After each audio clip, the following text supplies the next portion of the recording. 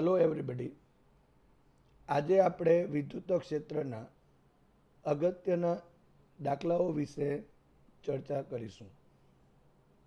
Chapter number 1ના સ્વાધ્યાયના દાખલા number 1.30ની ચર્ચા કરીશું.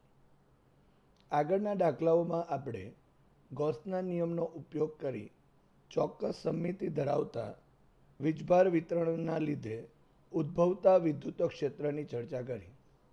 આજે આપણે ગૌસના નિયમનો પહેલો ઉપયોગની ચર્ચા ગૌસના નિયમનો ઉપયોગ કર્યા સિવાય કેવી રીતે શોધી શકાય એની આપણે ચર્ચા કરીશું. સ્વાધ્યાયનો દાખલો નંબર 1.30.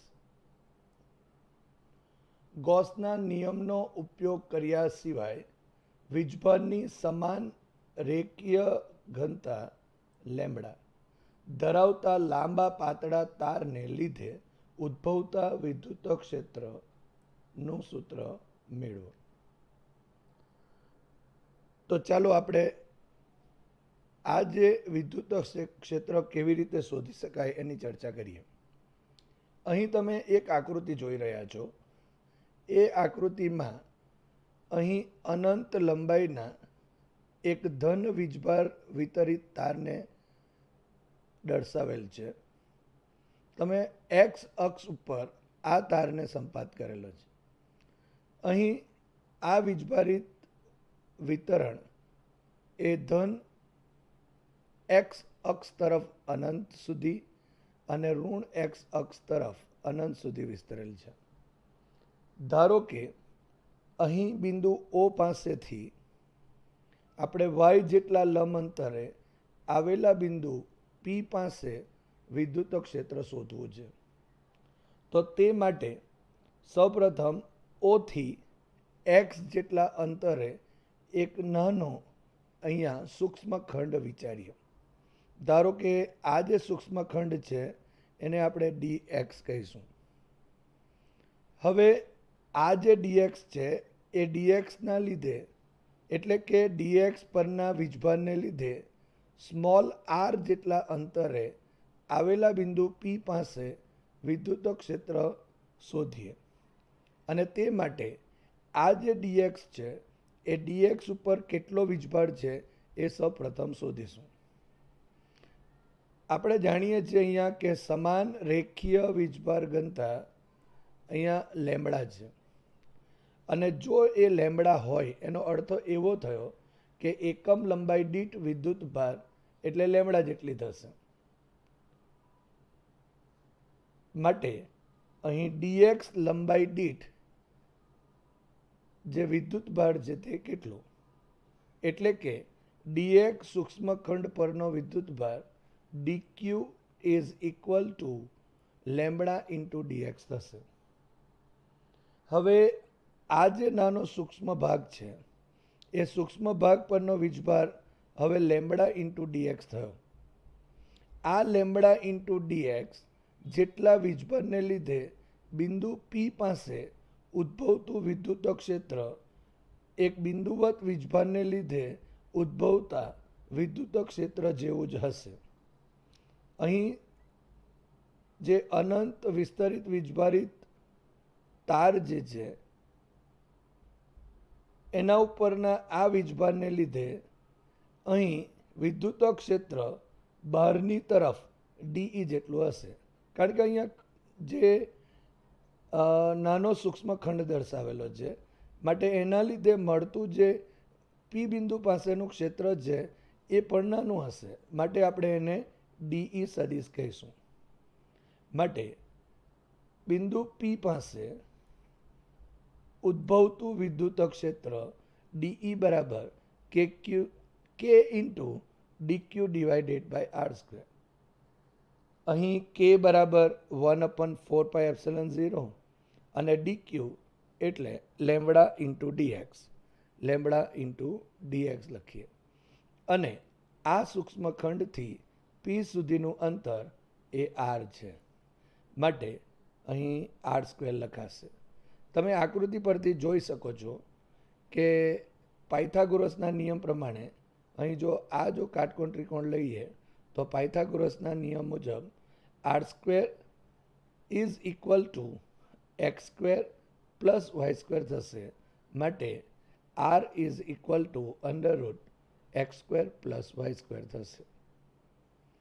હવે આ આર સ્ક્વેરની કિંમત એ આ સૂત્રમાં ઉમેરતા D E is equal to 1/4πε0 into lambda into dx divided by X square plus Y square. આ થયું નાના સૂક્ષ્મખંડ પરના ડીએક્સ પરના વિદ્યુત ભારને લીધે બિંદુ પી પાસે ઉદ્ભવતું વિદ્યુત ક્ષેત્ર, એને સમીકરણ નંબર 1 કહીશું.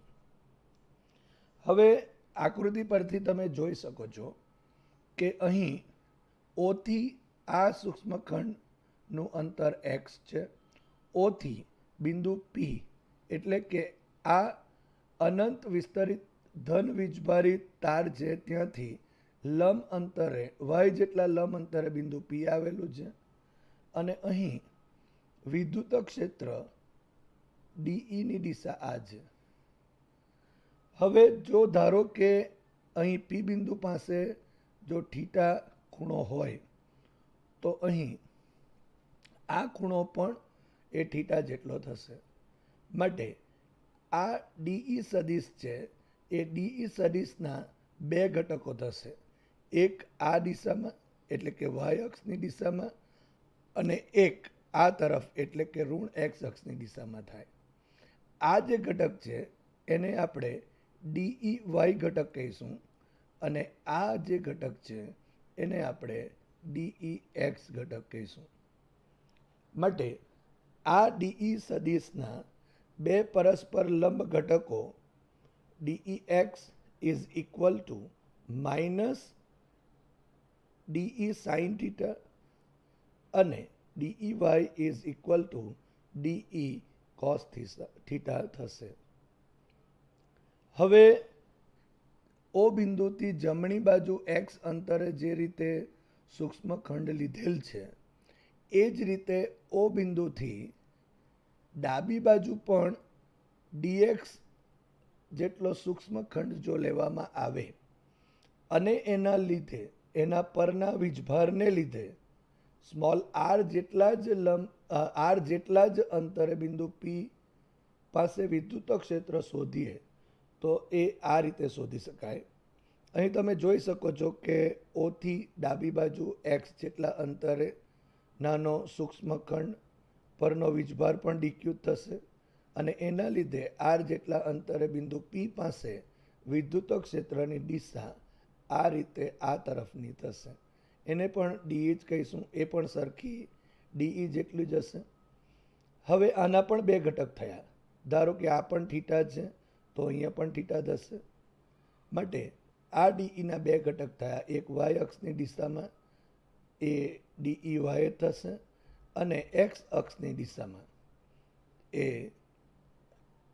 ડીઈ એક્સ થશે.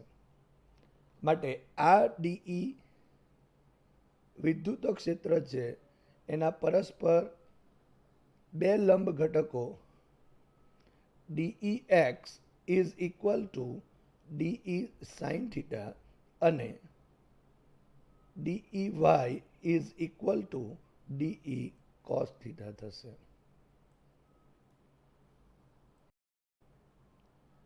હવે આ બિંદુ પી પાસે જે એક્સ ઘટકો છે એટલે કે આ ડીઈ સદિશના બે ઘટકો પૈકી આ એક્સ ઘટક અને આ ડીઈ સદિશના બે ઘટકો પૈકી આ એક્સ ઘટક આ તરફ હશે.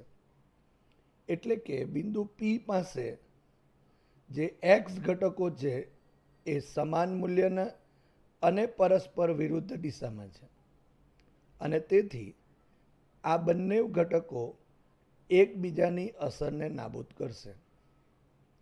એટલે કે હવે બિંદુ પી પાસે વાય દિશામાં વિદ્યુત ક્ષેત્ર એ ડી ઈ વાય એટલે કે આ દિશામાં, એ આના લીધે જે વાય ઘટક છે તે પણ વાયની દિશામાં જ છે, અને આ ડીઈ સદિશના લીધે જે વાય ઘટક છે એ પણ એ જ દિશામાં છે.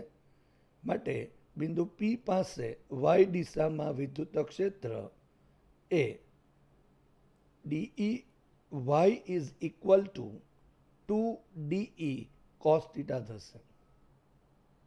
માટે હવે આ અનંત લંબાઈના સમાન વીજભાર વિતરણને લીધે બિંદુ પી પાસે ઉદ્ભવતું વિદ્યુત ક્ષેત્ર એ E is equal to integration dE y થશે.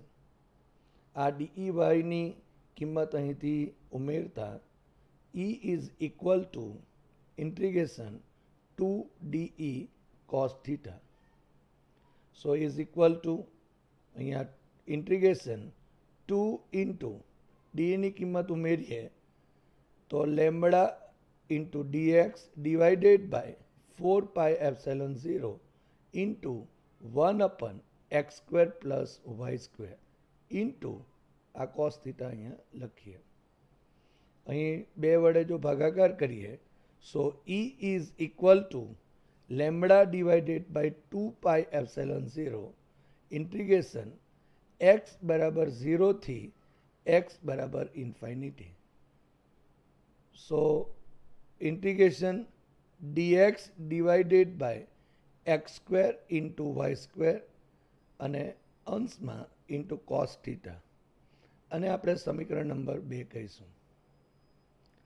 હવે તમે આકૃતિ પરથી જોઈ શકો છો, આકૃતિ પરથી અહીંયા આ જે કાટકોણ ત્રિકોણ છે એ કાટકોણ ત્રિકોણમાં જે ઓપી છે એ વાય છે, ઓથી આ સૂક્ષ્મખંડ સુધીનું અંતર x છે, અને સૂક્ષ્મખંડથી પી સુધીનું અંતર r છે. તો આકૃતિ પરથી જો આપણે વિચારીએ તો અહીં આ થીટા થયો, અહીંયા વાય, અહીંયા એક્સ અને અહીંયા r. આ પાયથાગોરસના નિયમનો જે રીતે ઉપયોગ કીધો તે જ પ્રમાણે આ કાટકોણ ત્રિકોણ થશે. અને જો આ કાટકોણ ત્રિકોણ જો થાય તો tan theta is equal to x divided by y, સામેની બાજુ ભાગ્યા પાસેની બાજુ. માટે tan થીટા બરાબર એક્સ બાય વાય થયું. માટે x is equal to Y tan theta. હવે અહીં x બરાબર 0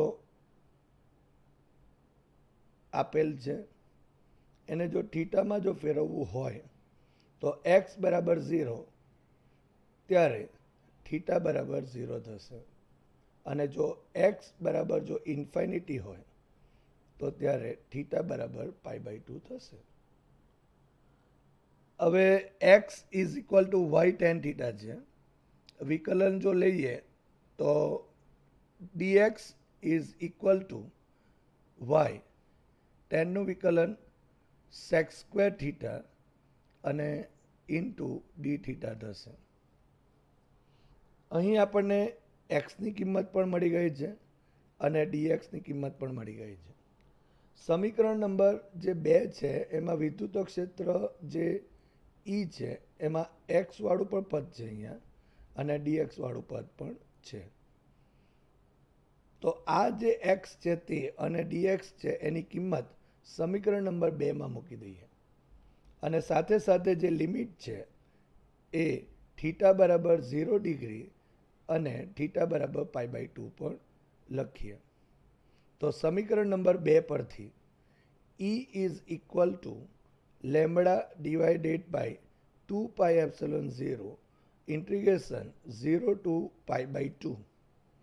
અહીં dxની કિંમત y sec² theta into D theta અને xની કિંમત y tan થીટા અહીંયા મૂકી દઈએ તો y² tan² theta plus y² થશે, અને અહીં cos થીટાની જગ્યાએ cos થીટા મૂકીએ. માટે વિદ્યુત ક્ષેત્ર E is equal to lambda divided by 2 pi epsilon 0 integration 0 to π/2. Y sec square theta into D theta into cos theta. અહીં વાય સ્ક્વેરને કોમન કરીએ તો કૌંસમાં ટેન સ્ક્વેર થીટા અને પ્લસ 1 થશે. પણ આપણે જાણીએ છીએ કે tan square theta plus 1 is equal to sec square theta થાય છે. હવે tan square theta plus 1 is equal to sec square theta મૂકતા વિદ્યુત ક્ષેત્ર E બરાબર lambda divided by 2 pi epsilon 0 integration 0 to pi by 2 y sec square theta into D theta into cos theta divided by y square sec square theta થશે. અહીં Y અને એક Y cancel થયું. અહીં સેક સ્ક્વેર થીટા અને સેક square theta cancel થશે. માટે E બરાબર lambda divided by 2 pi epsilon 0 વાયને કોમન લઈ લઈએ integration 0 to pi by 2 into cos theta into D theta. અહીં કોસ થીટાનું સંકલન એ સાઇન થીટા થાય છે. માટે E is equal to lambda divided by 2 pi epsilon 0 into Y. અહીં સંકલન લેતા સાઇન થીટા મોટા કૌંસમાં 0 ટુ પાઈ બાય 2. હવે અપર લિમિટ અને લોઅર લિમિટ મૂકી દેતા E બરાબર lambda by 2 pi epsilon 0 into Y કૌંસમાં sine pi by 2 minus sine 0. Sine 0 is equal to 0 અને sine pi by 2 is equal to 1 લેતા E is equal to lambda divided by 2 pi epsilon 0 Y 1 minus 0. માટે E is equal to lambda divided by 2 pi epsilon 0 into 1 upon y. આ જે સમીકરણ છે એ સમીકરણ એ અહીં આપેલ અનંત લંબાઈના વીજભાર વિતરણને લીધે વાય જેટલા લંબ અંતરે આવેલા બિંદુ P પાસેનું વિદ્યુત ક્ષેત્રનું સૂત્ર દર્શાવે છે, જ્યાં વાય એ આ અનંત લંબાઈના વીજભાર વિતરિત તારથી લંબ અંતર દર્શાવે છે અને લેમડા એ સમાન રેખીય વીજભાર ઘનતા દર્શાવે છે. હવે એને બીજા સ્વરૂપે લખતા અહીં 2 વડે ઉપર અને અંશમાં અને છેદમાં ગુણતા E બરાબર 2 lambda divided by 2 into 2 pi epsilon 0 into 1 upon Y. માટે E is equal to 2 lambda divided by 4 pi epsilon 0 into 1 upon Y. માટે E is equal to 2 K lambda divided by Y, જ્યાં કે બરાબર 1 અપન 4 pi epsilon 0.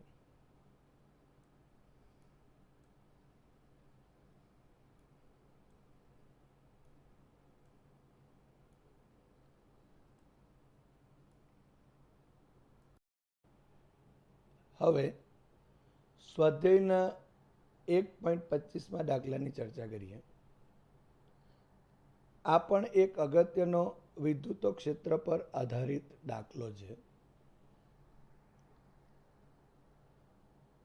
મિલિકનના oil drop પ્રયોગમાં 12 વધારાના electron ધરાવતું એક oil drop 2.55 into 10⁴ newton પર કુલમ ના સમાન વિદ્યુત ક્ષેત્રની અસર હેઠળ સ્થિર રાખવામાં આવ્યું છે. જો ઓઇલની ઘનતા 1.26 ગ્રામ પર સેન્ટીમીટર ક્યુબ હોય તો તે ડ્રોપની ત્રિજ્યા શોધો. તમે અહીં જોઈ શકો છો કે ઓઇલ ડ્રોપનો એક પ્રયોગ છે. એમાં 12 ઇલેક્ટ્રોન ધરાવતું એક ઓઇલ ડ્રોપ છે અને આ ઓઇલ ડ્રોપને સમાન વિદ્યુત ક્ષેત્રમાં સ્થિર રાખવામાં આવ્યું છે. તો આ જે ડ્રોપ છે એ ડ્રોપની ત્રિજ્યા કેટલી એ શોધવાનું છે. અહીં તમે આકૃતિમાં એક ડ્રોપ જોઈ રહ્યા છો, ઓઇલ ડ્રોપ. આ જે ઓઇલ ડ્રોપ છે એ ઓઇલ ડ્રોપ ઉપર 12 ઇલેક્ટ્રોન છે. એનો અર્થ એવો થયો કે આ ઓઇલ ડ્રોપ પરનો વિદ્યુત ભાર એ Q ઇઝ ઇક્વલ ટુ એની સૂત્ર પ્રમાણે 12 ઇન્ટુ E થશે. હવે આ જે ઓઇલ ડ્રોપ છે એ ઓઇલ ડ્રોપ પર સૌપ્રથમ નીચેની તરફ અધો દિશામાં એક વજન બળ લાગે છે. હવે અહીં ઇલેક્ટ્રોન હોવાથી આ જે વીજભાર છે એ ઋણ વીજભાર થશે. આ ઓઇલ ડ્રોપને એક સમાન વિદ્યુત ક્ષેત્રમાં મૂકેલ છે. એનો અર્થ એવો થયો કે આ ઓઇલ ડ્રોપ ત્યારે જ સ્થિર રહી શકે કે જ્યારે અહીં આ ડ્રોપ ઉપર જે વજન બળ લાગે છે એને સમતોલતું અહીં વિદ્યુત ક્ષેત્રને લીધે ઉદ્ભવતું વિદ્યુત બળ મળે. એટલે કે અહીં ઋણ ઓઇલ ડ્રોપ હોવાથી વિદ્યુત ક્ષેત્રની દિશા એ નીચેની તરફ હશે. કારણ કે આપણે જાણીએ છીએ કે જો ઋણ વીજભારને જો વિદ્યુત ક્ષેત્રમાં મૂકીએ તો એ ક્ષેત્રની વિરુદ્ધ દિશામાં બળ લાગે છે. માટે અહીં સમાન વિદ્યુત ક્ષેત્રની દિશા એ નીચે તરફ છે. હવે આ વિદ્યુત ક્ષેત્રમાં ઓઇલ ડ્રોપ મૂકેલું છે. આ ઓઇલ ડ્રોપ ત્યારે જ સ્થિર રહી શકે કે જ્યારે આ mg અને આના ઉપર ક્ષેત્રને લીધે લાગતું બળ Fe is equal two Q into E સમાન અને પરસ્પર વિરુદ્ધ થાય. માટે અહીં આપણે લખી શકીએ કે ટીપાનું જે વજન છે ઇઝ ઇક્વલ ટુ વિદ્યુત ક્ષેત્રમાં ટીપા પર લાગતું વિદ્યુત બળ. માટે mg is equal two Q into E થશે. હવે આ જે ઓઇલની ઘનતા આપેલી છે, આ ઓઇલની ઘનતા rho is equal to M દળ અને વી કદ લઈએ તો M is equal to rho into V થશે. રો અહીં ઘનતા છે, આર એ ઓઇલ જે ડ્રોપ છે એની ત્રિજ્યા છે, અને અહીં 4/3 પાઈ આર ક્યુબ એ એનું કદ છે. માટે M is equal to 4/3 pi small R cube into rho થશે. હવે આ કિંમત અહીં ઉમેરીએ. અહીં વીજભાર ક્યુની કિંમત પણ એની જેટલી છે. માટે એમની કિંમત ઉમેરતા 4/3 pi R cube into rho G is equal to ક્યુની કિંમત ઉમેરીએ તો એની ઇન્ટુ ઈ. માટે આર ક્યુબને સૂત્ર કરતાં જો કરીએ તો R cube is equal to 3NE into capital E divided by 4 pi rho into G થશે.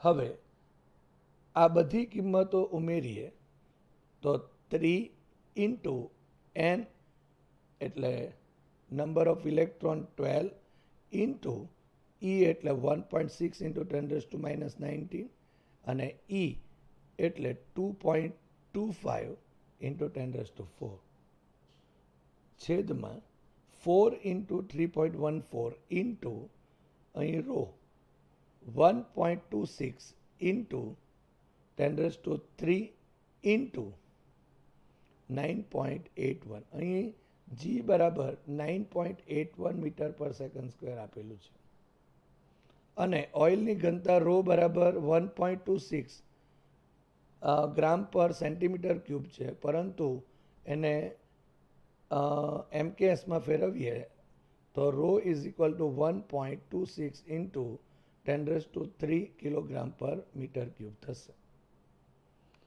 માટે R cube is equal to 146.88 into 10 raised to 15 divided by 155.25 into 10 raised to 3 માટે R cube is equal to 0.9461 into 10 raised to minus 18 માટે R cube is equal to 946.1 આ રીતે લખીએ તો into 10 raised to minus 21 લખાશે.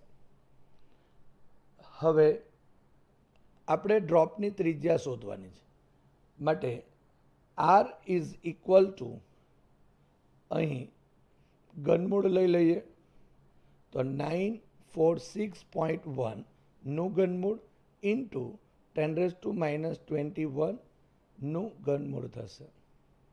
હવે અહીં 10 raised to minus 21 raised to 1 by 3 is equal to 10 raised to minus 7 તો થશે, પરંતુ આનું ઘનમૂળ આપણે લોગ ટેબલથી શોધીએ અને તે માટે આપણે ધારો કે આ જે પદ છે એને x ધારી લઈએ.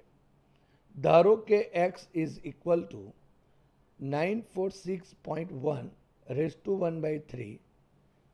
હવે બંને બાજુ લોગ લેતા log x is equal two આ ઘાતાંક આગળ લઈ લઈએ તો 1 by 3 log 946.1 so is equal to 1 by 3 કૌંસમાં log 946.9 નો log જોતા 2.9759 થશે.